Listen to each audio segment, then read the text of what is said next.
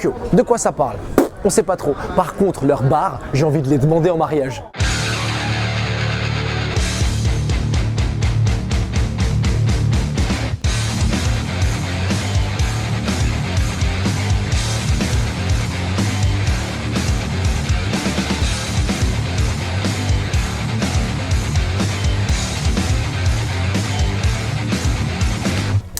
Enfin posé 2 minutes, et où ça? Pas n'importe où, dans un bar, en plein milieu du Golden Guy. Alors le Golden Guy c'est quoi? C'est un enchevêtrement de petites rues qui tient à peu près 3 ou 4 rues, où il y a à peu près une 150aine de bars. C'est-à-dire que c'est vraiment un amoncellement de bars partout sur toutes les rues. Et il faut savoir que, au-delà du fait que ce soit 150 bars dans des tout petits espaces, l'endroit a été reconstruit après la guerre, parce qu'après la guerre, tout le monde le sait, il faut boire un max, et du coup, on exploite l'espace au maximum, et on se retrouve à picoler dans des bars. Mais pas n'importe lesquels, c'est des bars minuscules.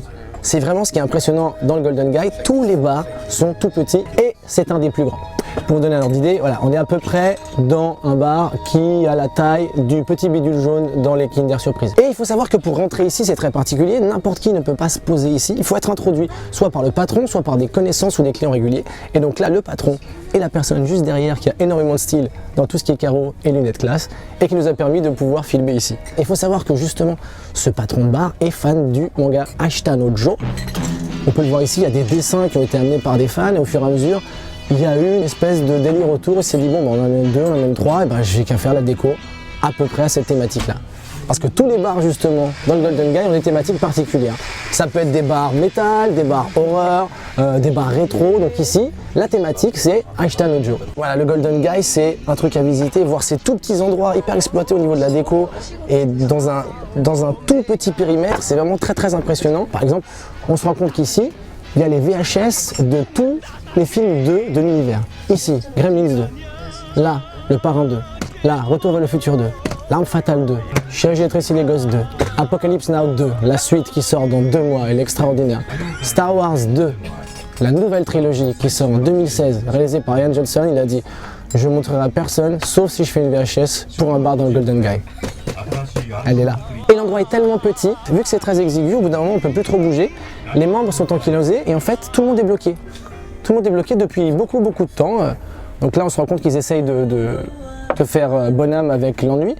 Mais ça fait plus de 3 jours que tout le monde est bloqué. D'ailleurs, la chanson de cette dame parle du fait qu'elle a été bloquée. Voilà, on peut l'entendre chanter que dans les années 60, elle s'est retrouvée bloquée alors qu'elle sortait juste pour boire un verre. C'est très nostalgique. Là on se rend compte que c'est ces enfants qui sont là et qui se disent mais où est passée maman? Et ils ne savent pas qu'elle est bloquée. Et je vous propose, pour entrer vraiment complètement dans cette histoire, d'interviewer une des personnes qui est bloquée ici.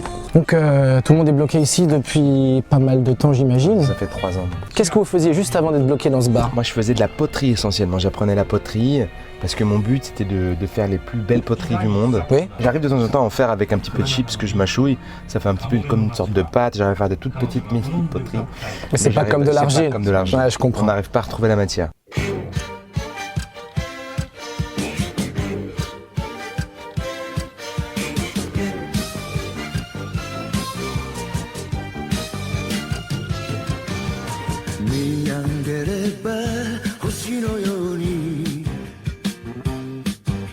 Depuis le début on parle en japonais, Ouais. on a vraiment l'impression qu'on parle français tellement vous parlez bien japonais. Alors j'ai ce petit pouvoir en fait que dès que j'approche les gens, ils parlent ma langue maternelle. C'est incroyable. Par exemple, regardez bien, comment ça va? Ça va très bien. Alors à côté, je me recule. Et vous avez quel âge? C'est fou.